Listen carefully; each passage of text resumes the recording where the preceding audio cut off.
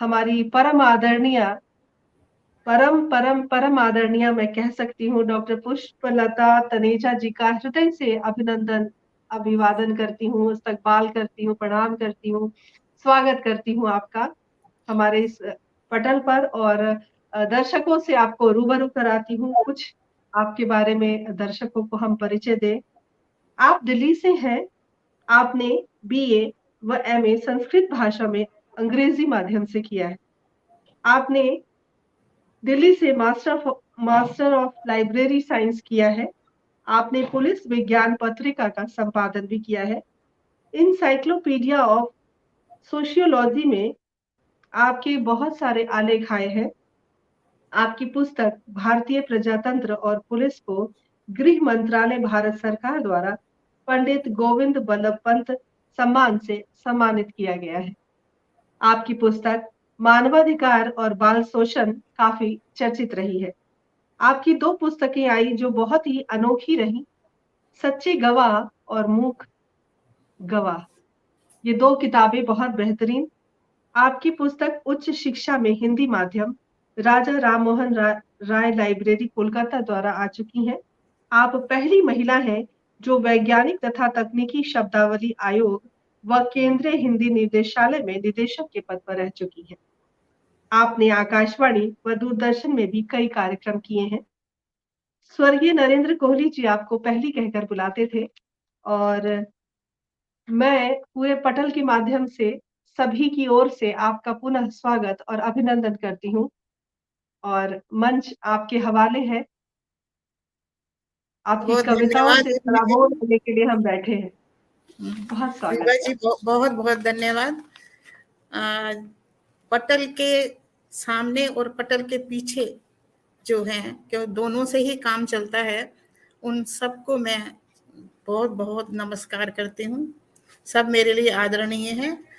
मैं आपसे पहले भी कह चुकी थी कि मैं कवित्री नहीं हूँ। अपने आसपास के वातावरण से कुछ न कुछ उठा के ऐसे व्यंग्यात्मक कुछ न कुछ प्रस्तुत कर देती थी। तो 25 साल पहले मैंने एक कुछ रचना लिखी, तो वो मैं आपके सामने रखती हूँ। आशा है सब। स्वागत है, अभिनंदन आपका। शीर्षक दिया है मुफ्त इलाज। एक काल्पनिक नाम रखा है रामू। रामू पड़ा बीमार, लौंग जायफल तुलसी पत्र लिए 2-4, खैराती अस्पताल की तारीफ सुनी 1000, सोचा मुफ्त इलाज। सुबह उठा, साइकिल उठाए, पेड़ के नीचे साइकिल पार्किंग की, 2 रुपए बचाए। उस समय इतनी ही पार्किंग होती थी 25 साल पहले। 8 बजे की बजाय 6 बजे ही पहला नंबर लगाया। 7 बजे झाड़ू वाला आया, रामू कल्पना में खोया, पहला नंबर जानकर इतराया।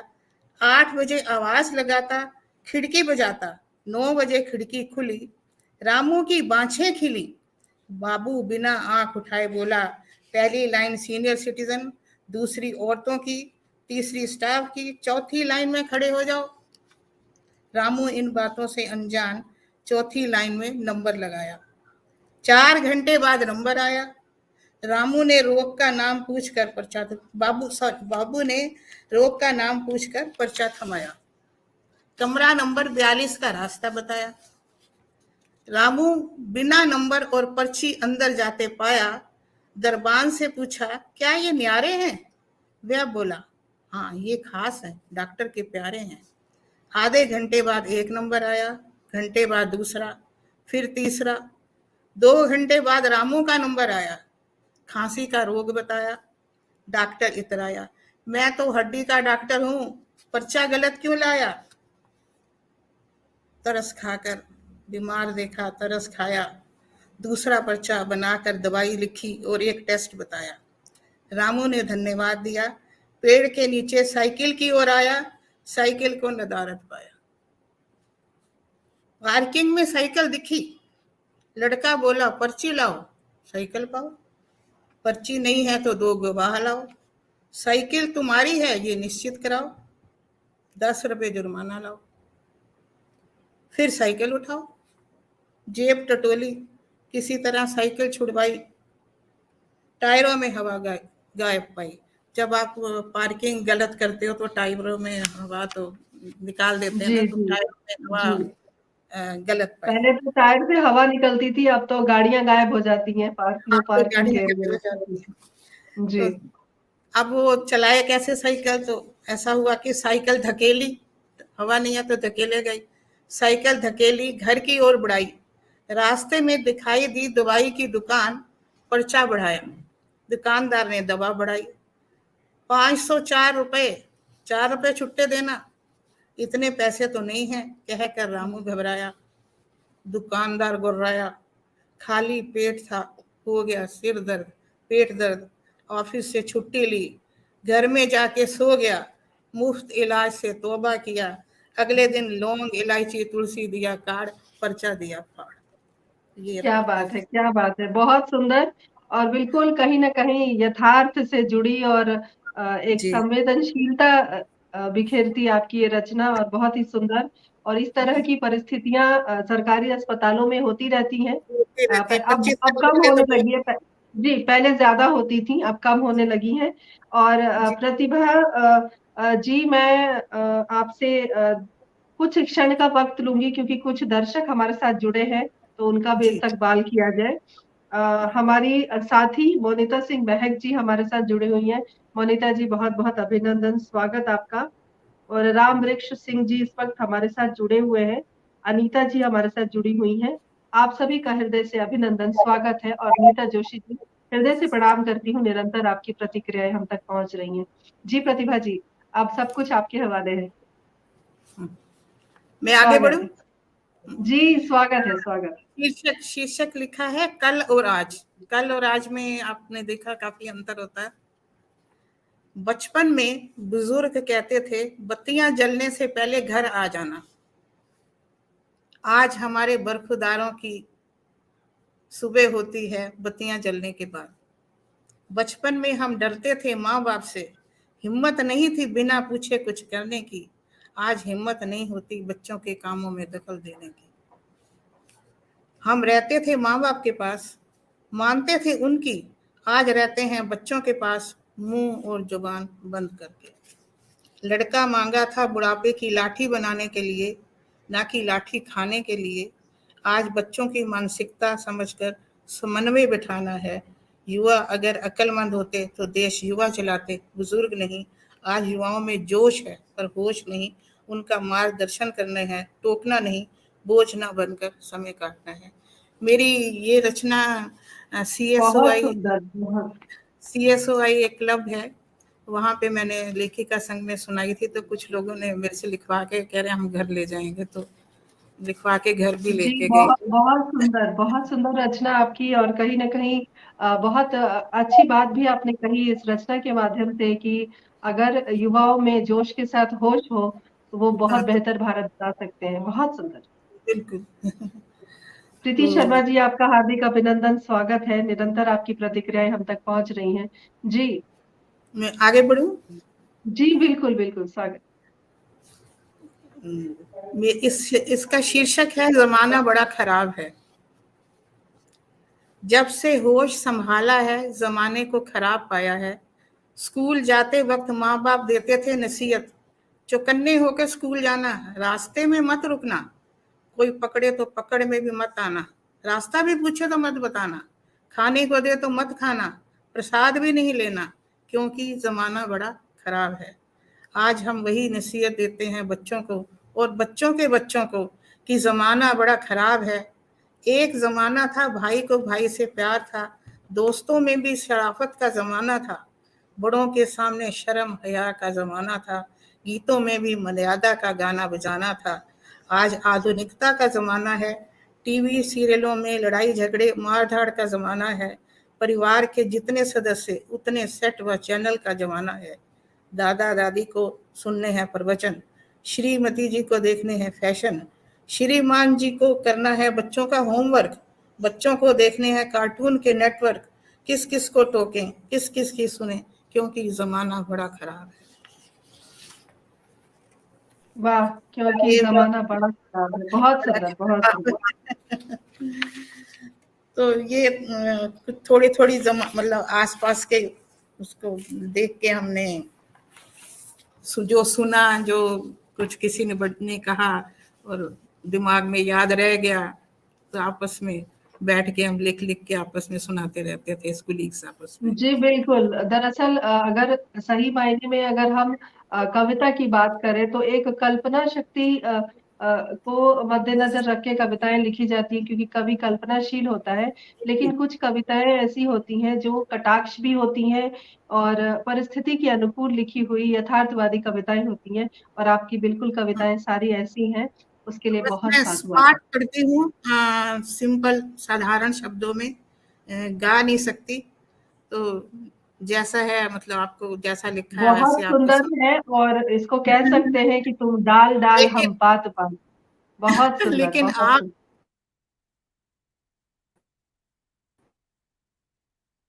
आप लोग जो 19 वर्ष तक 2007 तक मैंने शब्दावली और कोशों में काम किया है, मुझे शब्द नहीं मिले आप लोगों की तारीफ के।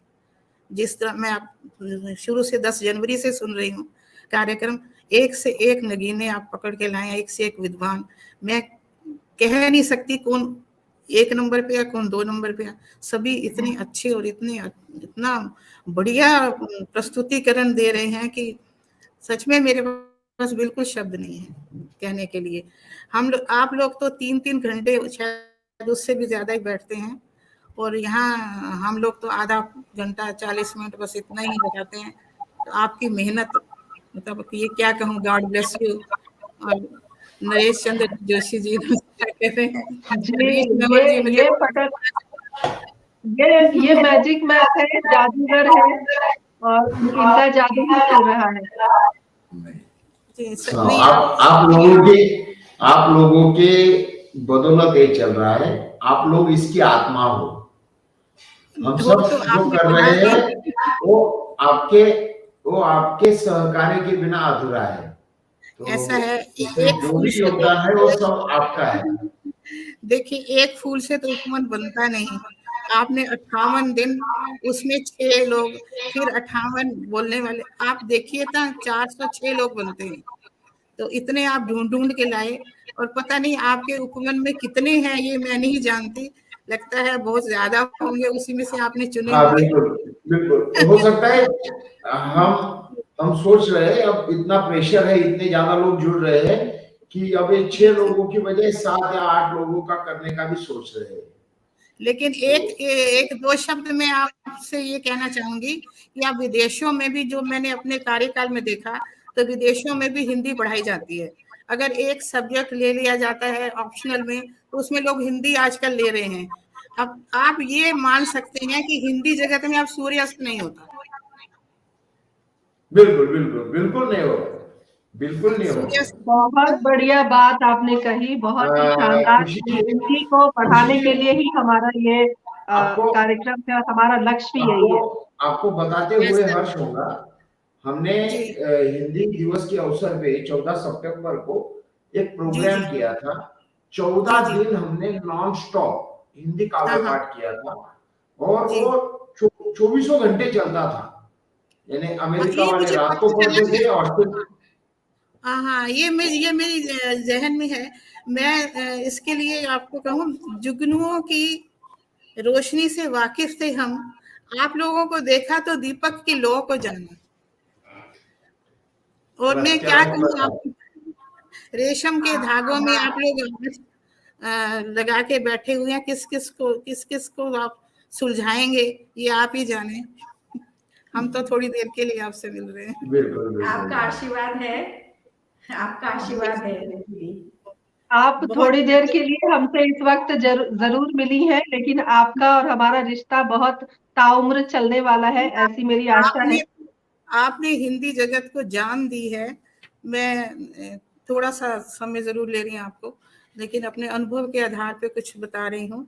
इंटरव्यूज में हम लोग जाते हैं, आपने भी देखा होगा, है ना? तो बड़ी निराशा होती है जब कोई कहता है कि रामायण रामानंद सागर ने लिखी है। अब बताइए, ये नहीं पता कि रामायण किसने लिखी। कालिदास कौन है भाई? अब मैं तो अद्दिदास के जूते पहनता हूँ, उसको जानता हूँ, कालिदास कौन है मुझे नहीं पता। जब इस तरह के उत्तर मिलते हैं तो लगता है कि भाई हिंदी जगत को कुछ ना कुछ ऐसा मिलना चाहिए कि लगे कि हाँ ये हमारी बहुत वैल्यूएबल, बहुत मूल्यवान भाषा है और हम कहाँ जा रहे हैं।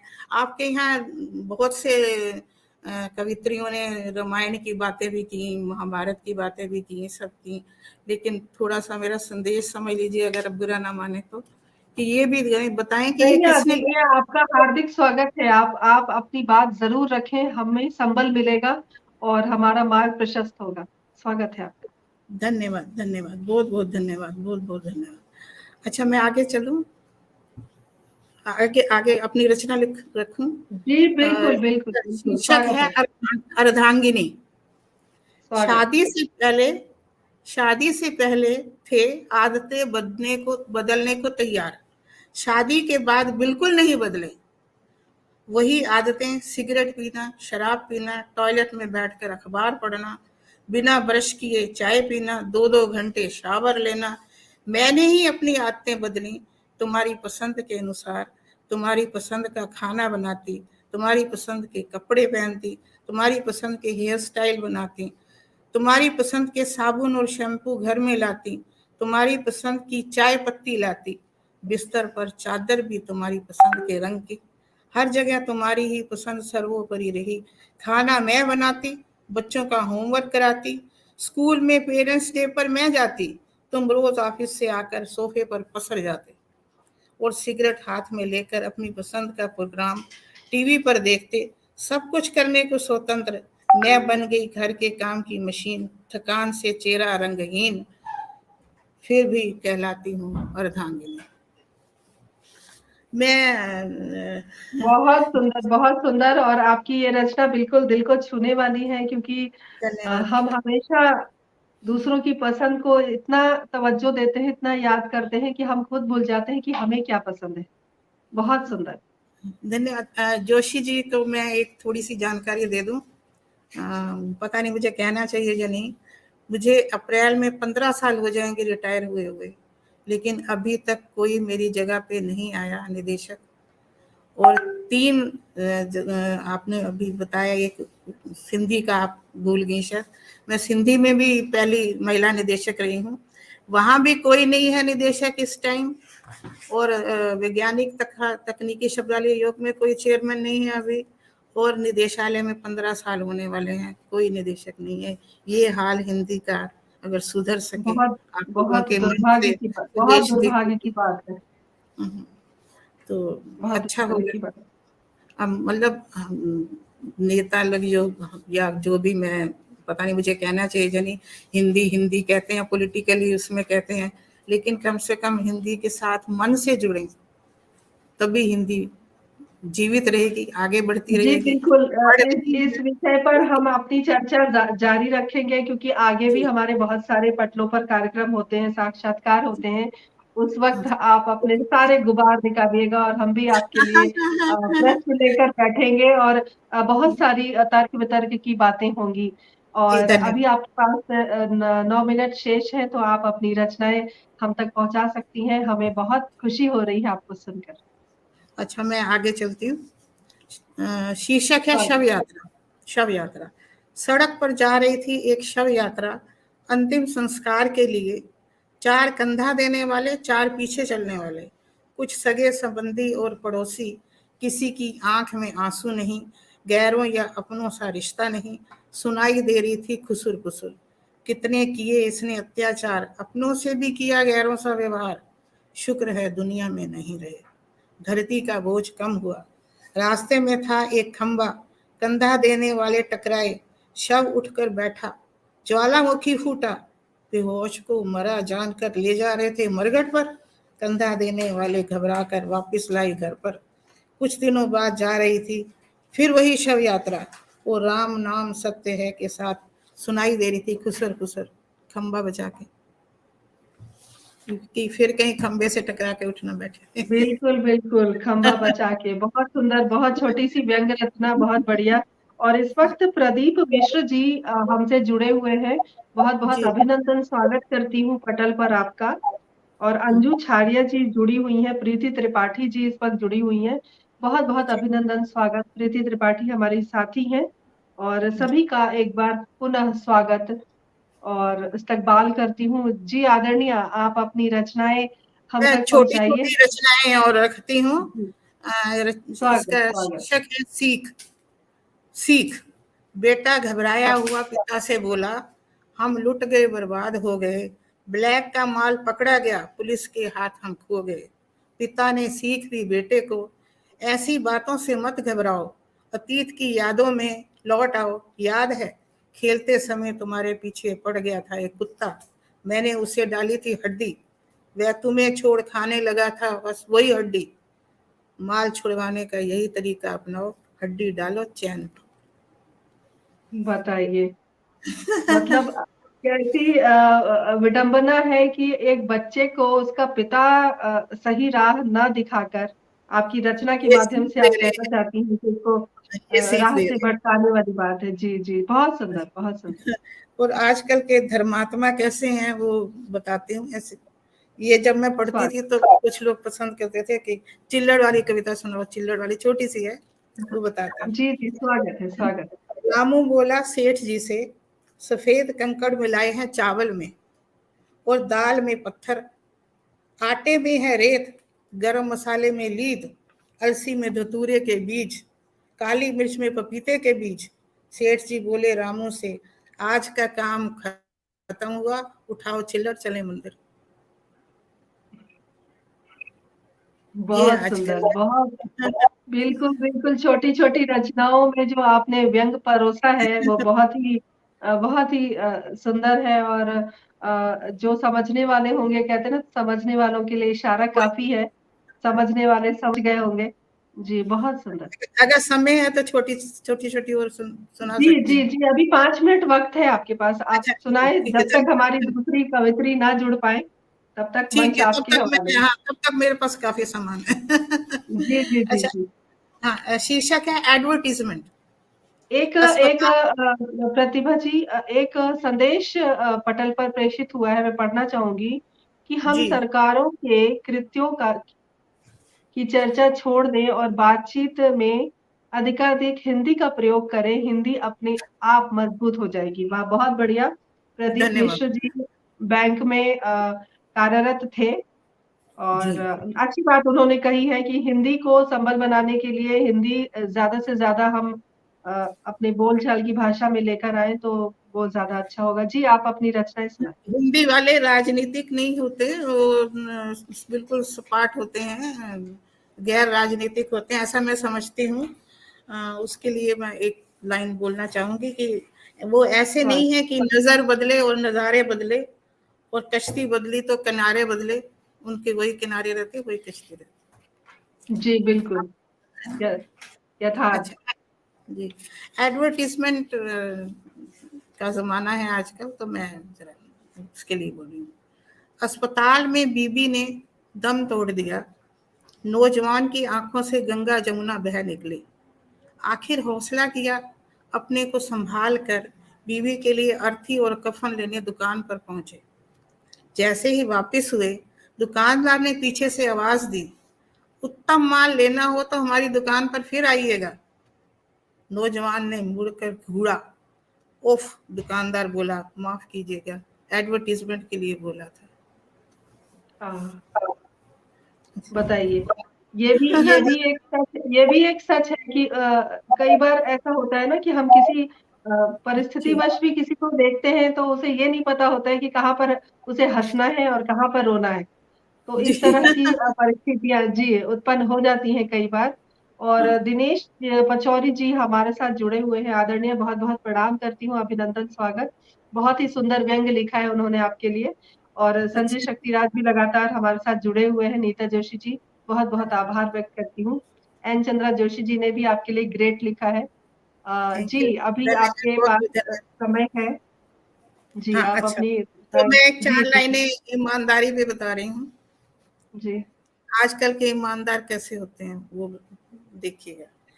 आज के जमाने में भी देखा एक ईमानदार आदमी, डिजाइन इंजीनियर मुश्किल से मिलता, जिस कार्य के लिए रिश्वत लेता, इसको मैं अंडरलाइन कर रही हूँ, जिस कार्य के लिए रिश्वत लेता, जिस काम के लिए हाँ कर देता, उस कार्य को पूरा करता, वादा निभाता, जरूरतमंदों का भला करता। आज के जमाने में ऐसा ईमानदार आदमी कम ही मिलता है। इसमें रिश्वत भी हो गई और रिश्वत की ईमानदारी भी। इस तरह जी से जी जी, बहुत सुंदर, बहुत सुंदर। आजकल बहुत के अच्छे हल्के फुल्के शब्दों में बहुत अच्छा कटाक्ष कर रही हैं आप, बहुत सुंदर। बड़े सीधे साधे शब्द हैं मेरे, क्योंकि आपको तो पता लग ही गया कि मेरी लाइन तो दूसरी थी। हरीश जी नेवल जी मुझे पहचान रहे हैं कि नहीं पता नहीं, तो वो तो जी जान। हाँ, दरअसल हमारे सर का एक और कार्यक्रम चल रहा है। अच्छा अच्छा। तो जैसे ही कार्यक्रम से वो फ्री होंगे फिर हमारे साथ वो जुड़ेंगे और आपकी जी बात हम उन तक जरूर पहुंचाएंगे। जी जी। अच्छा, नेताजी के बारे में लिखा है, 4 लाइनें, ज्यादा लंबा नहीं है। हेलीकॉप्टर स्वागत। से उतरकर एयर कंडीशन गाड़ी में बैठकर 1.5 मीटर का पेट लिए, गले में सोने की चेन, सिर पर गांधी टोपी सहलाते हुए अकाल ग्रस्त क्षेत्र में नेताजी बोले, भाइयों और बहनों, भारत एक गरीब देश है, अपनी आवश्यकताएं कम करो। बस आप देशवासी ही अपनी आवश्यकताएं कम करें, आपकी आवश्यकताएं निरंतर बढ़ती जा रही हैं। बहुत सुंदर, बहुत सुंदर। अच्छा, आजकल टेंशन बहुत रहती है, बच्चों को भी, बड़ों को भी, सबको, तो टेंशन पे जी थोड़ा सा लिखा। जी टाइम हो जाए स्वागत। तो बता दीजिएगा। जी जी जी स्वागत है, मैं बता दूंगी, अभी है समय। सुबह होते ही शुरू होती है टेंशन, समय पर उठने की टेंशन, अखबार देर से आने की टेंशन, बच्चों को स्कूल के लिए उठाने की टेंशन, नहाने का पानी न होने पर टेंशन, चाय नाश्ते में देरी होने पर टेंशन, बस छूट जाने की टेंशन, सड़क पर फैले हुए कूड़े और पशुओं की शिट की टेंशन, फल सब्जी के भाव बढ़ जाने की टेंशन, पड़ोसी के सूखे होने की टेंशन, मोटे होने की टेंशन, पतले होने की टेंशन, पढ़ने और खेलने की टेंशन, उसकी ड्रेस मेरी ड्रेस से बढ़िया होने की टेंशन, टेंशन के बिना रहना क्यों, टेंशन झेलें और मजे से रहें। बिल्कुल बिल्कुल बिल्कुल सही। और टेंशन कहीं ना कहीं हमारी जिंदगी का एक हिस्सा बन चुकी है। जी और जी जी। हर परिस्थिति में थोड़ी ना थोड़ी बहुत हम चिंताएं करते हैं, छोटी छोटी बातों के लिए। और मुझे लगता है कि चिंताओं को छोड़कर अगर हम सपाट जिंदगी भी अगर हम जिए तो हमें लगता है बेहतर जिंदगी हम जी पाएंगे। बेशक सही। हमारे पास बहुत चीजें, बहुत सुविधाएं ना हो, लेकिन हम्म, अगर हम छोटी-छोटी अपनी खुशियों में ही खुश रहें, तो बिना टेंशन के हम अपनी ज़िंदगी गुज़र-बसर कर सकते हैं। आपकी रचनाएँ बहुत ही सुंदर और एकदम छोटी-छोटी छोटी छोटी बातों ही। से जी। जी, व्यंग और इस तरीके से आपने समाज की कुरीतियों को उजागर किया, कटाक्ष किया, छोटे-छोटे व्यंग खंभा सँभाल के कि साधारण खंभे भाषा में में। ना लग जाए। जी जी। अद्भुत, अद्भुत सृजन, बहुत सुंदर। और जोशी सर से मैं एक बार पूछना चाहती हूँ, क्या हमारी अगली कवित्री हमारे साथ जुड़ गई हैं? जी, हमारी अगली कवित्री हमारे साथ जुड़ गई हैं। तो मैं और विराम। आपका बहुत-बहुत मैं आभार पूरे पटल की ओर से, अपनी ओर से व्यक्त करती हूँ कि आपने धन्यवाद। अपना कीमती वक़्त हमको दिया और अपनी नहीं, सुंदर-सुंदर व्यंग रचनाओं से हमारी शाम को और सुंदर बनाया। बहुत बहुत अच्छा लगा आप लोगों से मिलकर। और चांद तो चल देगा अपने रास्ते, सितारे ही हमको राह दिखाएंगे। इसके साथ मैं बहुत-बहुत आपका आभार हम व्यक्त करते हैं। बहुत आभार, हृदय से आभार व्यक्त करते हैं।